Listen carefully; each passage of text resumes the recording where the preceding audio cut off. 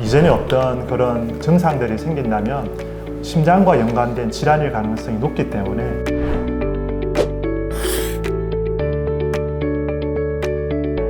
저는 심장내과 전문의 김진희입니다. 네, 저도 심장내과 전문의 안병재입니다. 만나서 반갑습니다. 협심증이라는 게 이름만 들어도 굉장히 무서운 질병으로 생각이 되는데 정확하게 이게 어떤 질병인지 좀 설명해 주실 수 있을까요? 심장에 혈액을 공급하는 세 가지 관상동맥이라는 혈관이 있는데 이 혈관이 좁아지거나 일시적으로 막히면 심장 근육에 혈액이 충분히 도달하지 못해서 산소를 충분히 받지 못해서 증상이 나타나는 질환을 협심증이라고 합니다. 네, 그러면 이게 환자분들이 이 협심증이라고 생각할 수 있는 증상, 흔히 말하는 전조 증상이 어떤 게 있을까요? 제일 잘 알려져 있는 거는 가슴이 아파요 라고 말씀하시는 흉통이 있고요. 근데 주로 운동하거나 스트레스 받을 때 발생하는 게 대부분이고 휴식을 하면은 금방 좋아집니다. 그렇지만은 이제 때때로는 가만히 있을 때도 발생하고 새벽에 발생하는 협심증 형태도 있습니다. 간혹 턱이나 목으로 퍼지거나 팔로 퍼지는 통증을 얘기하시기도 합니다. 제일 문제는 연세 드신 환자분들은 흉통이 아니라 피곤하다, 숨이 차다, 소화가 안 된다, 체한 것 같다 라는 증상을 호소하시기도 합니다. 제일 중요한 거는 시간이 길어지거나 강도가 세지는 경우에는 반드시 병원을 방문하셔야 되겠습니다. 네, 듣고 보면 굉장히 조금 중요한 질병으로 생각이 되는데요. 그러면 심장내과에 방문하게 되면 협심증은 진단은 어떻게 하고 검사가 어떻게 이루어지는지 한번 설명해 주실 수 있겠습니까? 네, 병원에 오시면 제일 먼저 심전도 검사를 하게 됩니다. 그리고 혈액 검사를 시행하게 됩니다. 필요에 따라서 심장 초음파를 한다든지 러닝머신을 뛰는 운동 부하 검사를 한다든지 정밀 검사로 관상동맥 조영술이나 조영 CT 등을 시행하게 되겠습니다. 그러면 환자분들이 협심증으로 내가 진단을 받았다. 그러면 이거를 어떻게 치료하는지 우리 환자분들이 알아들을 수 있게 좀 쉽게 설명해 주실 수 있을까요? 네, 모든 치료는 그렇듯이 약물 치료와 수술 치료로 나누어집니다. 기본적으로 약물 치료는 모든 환자에게 다 이루어지고 그 약물에는 아스피린과 같은 항혈소판 제제, 그리고 베타 차단제, 고지혈증약, 그리고 니트로글리세린 설화정 등이 사용이 되고 많이 좁아진 경우에는 스텐트 삽입술, 그리고 여러 군데가 심하게 좁아진 경우에는 개흉을 하셔서 관상동맥 우회로 수술을 시행하기도 합니다. 요즘에는 이제 환자분들이 자꾸 이제 음식과 연관되는 이야기들을 질문하는 경우가 많은데요. 혹시 협심증 환자분들에게 권장되는 음식과 또 이런 음식은 좀 피했으면 하는 그런 음식이 있으면 부탁드립니다. 기본적으로 저지방, 좋은 지방의 음식을 택하는 것이 기본입니다. 등푸른 생선이나 올리브오일, 견과류, 콩, 두부 등에 포함된 거는 저지방, 고단백 음식이라서 권장이 됩니다. 반대로 튀김류, 포화지방이 많은 패스트푸드 같은 거는 삼가하셔야 되겠습니다. 또 하나 당부드리고 싶은 것은 고당, 고염을 줄이셔야 되겠습니다. 기본적으로 간을 절반으로 줄이려는 노력을 하시라라고 설명을 드리고 있습니다. 그 외에도 칼륨이 풍부한 바나나나 고구마 같은 걸 섭취하시면 혈압 조절에 좀 용이할 거고, 과도한 음주 자체는 부정맥을 유발하거나 심장 근육에 영향을 주어서 알코올성 심부전을 야기할 수 있으니까 피하셔야 되겠습니다.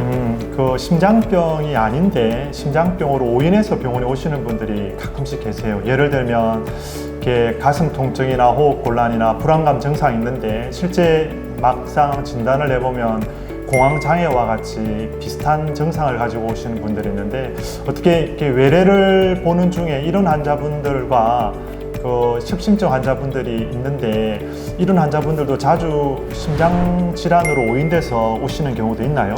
제가 예전에는 위장관 질환이랑 감별해야 되는 경우를 학교 다닐 때는 많이 배웠던 것 같은데 실제로 제가 진료를 하게 되면서는 공황장애와 같은 정신과적 질환이랑 감별이 필요한 경우가 더 많은 것 같습니다. 증상만으로는 구별이 어렵기 때문에 심장내과 방문하셔서 기능검사를 통해서 심장질환이 아니다라는 것을 배제한 뒤에 정신건강의학과 진료를 받는 것을 권합니다.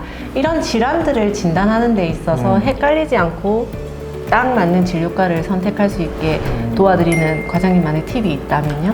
심장병이라고 하는 질환을 앓고 있는 환자분이라면 운동을 할 때 그 증상이 더 심해집니다. 예를 들어서 가만히 있을 때보다는 걷는다든지 특히 경사진대를 올라간다든지 가벼운 산행을 한다든지 조깅을 한다든지 이럴 때 이전에 어떤 그런 증상들이 생긴다면 심장과 연관된 질환일 가능성이 높기 때문에 그럴 경우에는 심장내과 전문의를 찾아오셔서 확인하시는 게 제일 좋습니다. 이렇게 추운 겨울날에 심장질환이 더 위험하고 더 많이 발생하는지요? 어떻게 네, 생각하십니까? 그 환자분들이 자주 하는 질문이죠. 실제 이게 통계적으로도 맞는 수치고요. 통계적으로도 겨울에 이 심장질환이 많이 생깁니다. 그래서 저희들도 겨울에는 굉장히 조심하라고 환자분들한테 이야기를 드리고 특히 낮과 밤에 그 기온차가 심해지는 환절기는 특별히 더 조심해야 됩니다. 이런 일이 생기는 이유는 아무래도 이제 날씨가 추워지게 되면 혈관도 수축하게 되고 또 체온 유지를 위해서 심장이 보통 때보다 더 많이 활동을 하고 일을 해야 됩니다. 그러다 보니까 에너지가 더 많이 소모되고 심장 질환으로 앓고 있는 분들이 그런 경우에는 더 많은 심장의 일을 요하기 때문에 심장이 나빠지는 경우 혹은 심장 증상이 악화되는 경우가 있습니다. 이것 외에도 독감이나 감기에 대해서 취약하기 때문에 조심하셔야 되고 또 바깥에 나갈 때 활동하기 전에 날씨나 온도나 습도를 잘 보시고 이렇게 자기 생활에 이렇게 계획을 짜시는 게 중요하다고 생각을 합니다. 과장님께서는 그럼 이런 환자들한테 실제로 권하는 아니면은 과장님이 실제로 실천하고 있는 건강관리법이 있는지? 저는 이제 가급적이면 걸으라고 이야기를 합니다. 할 수만 있으면 걷고, 할 수만 있으면 산에 가시고, 할 수만 있으면 뛰시고, 그러면 몸도 좋아지고, 마음도 좋아지고, 심장도 좋아지고, 근육도 좋아지고, 가지고 있는 당뇨도 좋아지고, 고혈압도 안정화되고, 무엇보다도 삶의 질이 윤택하게 됩니다. 이제 많이 궁금하신 거는 국가 검진만으로 심장 질환이 충분히 진단이 가능한가 이런 질문들을 환자분들이 많이 하세요. 내가 국가 검진하는데 선생님 이것만으로 심장 질환을 이렇게 충분히 진단할 만한 건 될까요? 아니면 제가 추가적으로 뭘 해야 되나요? 이런 질문들을 많이 하시는데 어떻게 생각하세요? 네, 실제로 얼마 전에 국가검진을 했는데 아무 이상이 없다고 했는데 내가 왜 심근경색이냐 이렇게 물으시는 환자들이 정말 많으십니다. 국가검진은 기본적으로 나라에서 국민들의 건강 상태를 확인하고 조기 질환 발견을 목표로 하는 프로그램일 뿐입니다. 그래서 심장 질환에 대한 검사는 아주 일부분만 포함되어 있어서 한계가 많은 것 같습니다. 포함되어 있는 항목을 얘기를 해보자면 기본적으로 혈압 체크를 할 것이고 그 다음에 피 검사를 통해서 콜레스테롤, 혈당에 대한 검사를 할 겁니다. 그리고 내시경 전에 시행하게 되는 심전도 역시 스크리닝이 되고 가슴 엑스레이를 찍으면 심장의 크기라든지 흉수, 부종을 확인할 수가 있겠습니다. 그 다음에 요즘 제일 화두가 되는 심장질환의 중요한 위험인자 비만도를 측정하게 됩니다. 이런 일련의 검사를 통해서 심장질환의 고위험군을 찾아내고 진료를 이어나가게 하는 역할을 하게 됩니다. 하지만 이것만으로는 심장질환을 완벽하게 진단하기는 어렵다고 보고요. 심장 초음파, 심장 혈관 CT, 요즘에 많이 하시는 관상동맥 칼슘 CT 같은 거를 추가로 권해드릴 수가 있겠습니다.